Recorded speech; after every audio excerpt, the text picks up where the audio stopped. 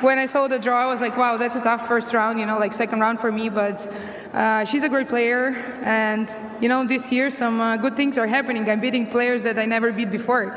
So it means I'm on the right way. So, yeah. She had her.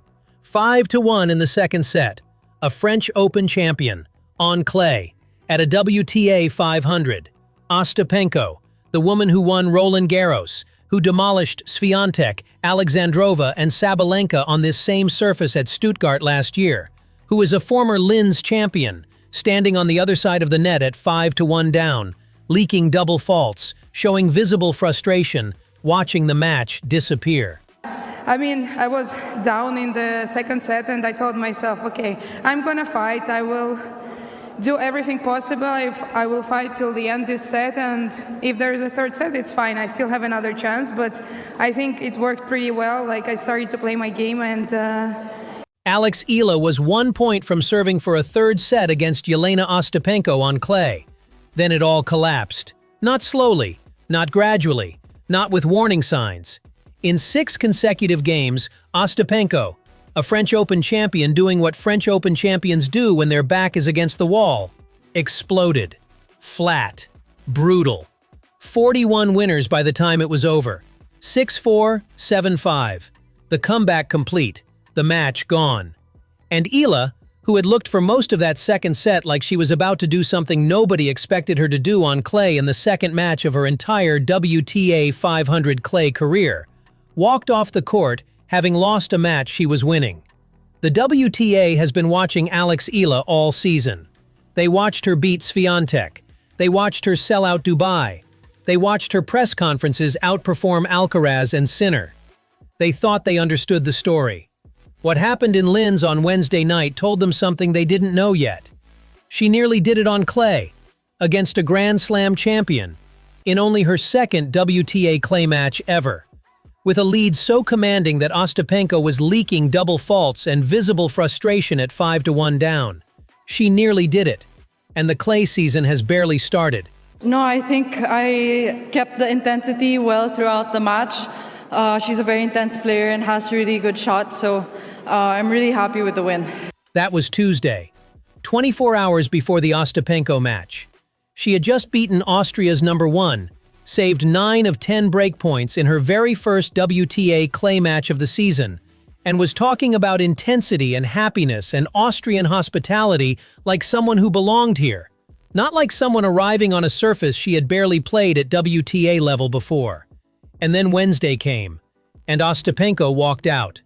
And everything about the match, the form going in, the surface, the rankings, the history, said this was going to be a one-sided contest. Ostapenko had won the 2017 French Open on clay. She had won this exact tournament, the Linz Open, in 2024. She had a 62.5% win rate on clay across her career. She had demolished 3 top 10 players at Stuttgart the previous season. On paper, Eala, world number 46, playing only her second career WTA clay match with a 39.5% win rate on the surface across her young career, was a heavy underdog. Nobody told her. And for most of that match, it showed. Yeah, this tournament has a really long history, so I'm super excited to be here. It's obviously a great tournament, 500 level on clay. I think this will be my first 500 on clay, so I think that says a lot about my improvement from last year. So I think, I have to take it in with, in my stride, and I'm excited, yeah. Yeah. And she said that those courts were put up in 5 days. They're temporary courts. So I was wondering, how is it playing? How do you like the courts, especially the center? My first 500 on clay. She said it casually, like it was a small milestone. But sit with what she was actually describing. Last year she went to Madrid as a wild card and lost in the round of 64. She went to Roland Garros and lost in the first round. She barely scratched the surface of what clay could offer her. Her clay record was so thin that analysts spent the entire pre-Linz week questioning whether her game translated to red dirt at all. And in match 2 of her first real clay campaign, she had Jelena Ostapenko, a French Open champion, at 5-1 in the second set with visible frustration and double faults stacking up. First 500 on clay. Second match ever at this level on this surface. And she almost closed it out. That is not a small detail. That is a seismic signal about what is coming. Now let's walk through exactly what happened. Because the scoreline, 4-6, 7-5, does not tell the full story. The full story is far more remarkable for Eala, and far more alarming for every player scheduled to face her in the next month. The first set started tightly. Both players held early as the match settled. Eala broke first, building a 4-2 lead, putting the French Open champion on the back foot on clay in a Linz quarter of the draw. But Ostapenko, who has been breaking players' hearts on clay for a decade, immediately broke back. And from that moment, with the aggression that defines every big match she plays, she reeled off 4 consecutive games to take the first set 6-4. It looked like it was going to plan for Ostapenko. First set secured, experience telling on the surface, the ranking difference asserting itself. The press notes already being filed with Ostapenko too powerful for Eala on clay. And then Eala came back out for the second set and did something nobody expected. She dominated it, from the first point. She stepped inside the baseline. She dictated. She broke Ostapenko in the opening game. Then again. A commanding 4-0 lead. Ostapenko visibly rattled, leaking double faults, showing the frustration that opponents usually direct at Alex Eala, not the other way around. The momentum had flipped completely. And when Ostapenko managed to break back briefly, a moment that could have started the collapse early, Eala immediately broke again to lead 5-1. 5-1 in the second set. One more hold and she was serving for the match. I think I've matured a lot in the past year. I've been put in a lot of high pressure moments, a lot of big stages, which I'm so grateful for and wouldn't trade for the world. But being back in the 4th round, it makes me feel the same as I did last year. I'm so happy, I'm so excited, and it's such a privilege to be back in Miami. High pressure moments. Here was the highest pressure moment she had faced in Austria, serving to go to a third set against a Grand Slam champion on clay. Everything she had built in that second set, the breaks, the precision, the baseline dominance, all of it balanced on the next game. What happened next is the part Eala will spend the next week in Stuttgart studying, because it is also the part that reveals exactly what she still needs to develop, and exactly why the ceiling that Greg Rusedski identified, the serve, the physical strength, the ability to close out elite opponents when she has the lead, is the one remaining barrier between where she is and where she is going. Ostapenko found something. From 5-1 down, the French Open champion rediscovered her timing. The flat ball started landing. The winners started flying. And for Eala, who had been in command, who had been dictating, who had been playing the better tennis, the serve wasn't generating enough free points to hold the line when Ostapenko began swinging freely.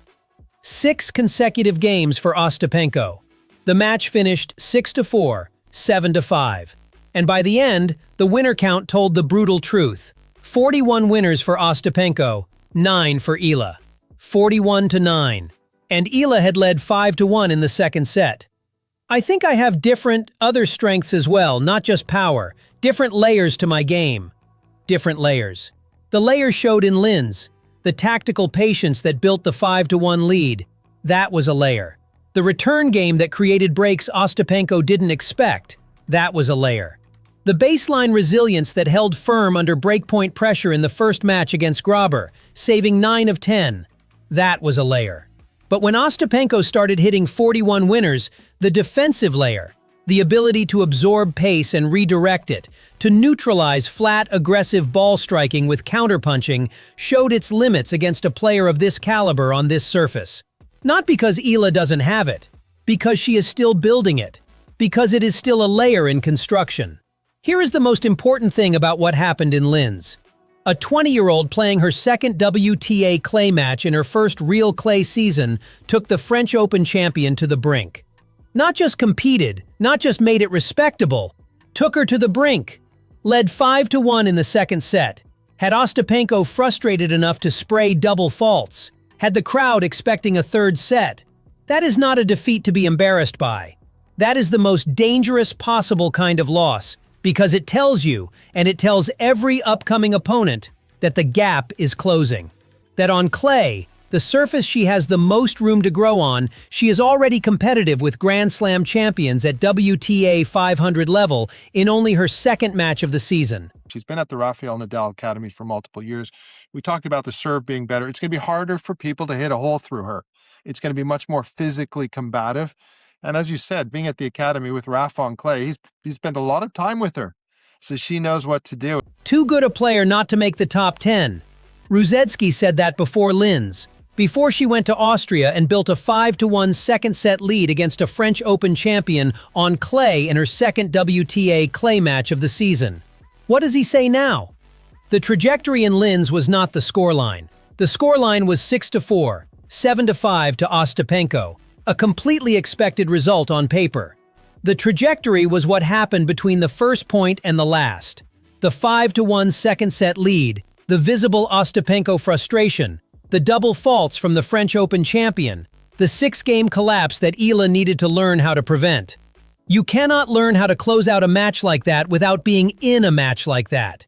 You cannot build the killer instinct at 5-1 in the second set without being at 5-1 in the second set, needing to close it, and finding out what it feels like when you don't. That is the lesson Linz gave her. And Ruzetsky, who reached a US Open final, who knows what it takes to close out matches when the opponent is still swinging, would recognize exactly what she just added to her education. I did not expect that there would be many of you here in Linz, but thank you for following my matches. See you tomorrow. See you tomorrow. She said it in Tagalog, live on court in Austria, with Filipino flags filling the design center Linz, in a city nobody expected to have Filipino flags. She said it after beating Austria's own #1 in her home tournament. She said, "See you tomorrow," because she fully intended to be back on that court. And the fans came, because they always come. After the Ostapenko match, she heads to Stuttgart, a WTA 500, a tournament she has never played, a surface she is still building on, against fields that will have studied the Linz film and seen the 5-1 second set lead and the 6-game collapse, and decided, the second set is the blueprint. Get her serving for it, then attack. But here is what they also saw. They saw that to get to that blueprint, to reach the point where Eala is serving at 5-1 up, they have to get through 45 minutes of second set tennis where she was the one dictating, breaking, and making a French Open champion look like the underdog. The WTA has been watching Alex Eala demolish hard-court opponents for 12 months. They know the hard-court game. They have the tape. They have the game plans. They have had 12 months to prepare. They are discovering the clay court game right now in real time as she discovers it herself. And what they are seeing, in only the second match of her first real clay campaign, is not a player learning the surface. It is a player who almost closed out a French Open champion with the first draft of her clay game. The 5-1 second set lead happened. The double faults from Ostapenko happened. The visible frustration on the French Open champion's face happened. The crowd expecting a third set happened. Stuttgart is next, then Madrid, then Rome, then Roland Garros, and every opponent who watches the Linz footage and sees the 5-1 lead before the collapse is going to ask themselves one question. What happens when she learns how to close it out? That question is the most dangerous thing Alex Eala has put into the tennis world this week. Not the defeat. The 5-1 lead that preceded it. Laban, Alex, Stuttgart is already shaking. If that Linz match lit a fire in you, if you believe the clay season is only just beginning, smash that like button, subscribe right now, and ring the bell.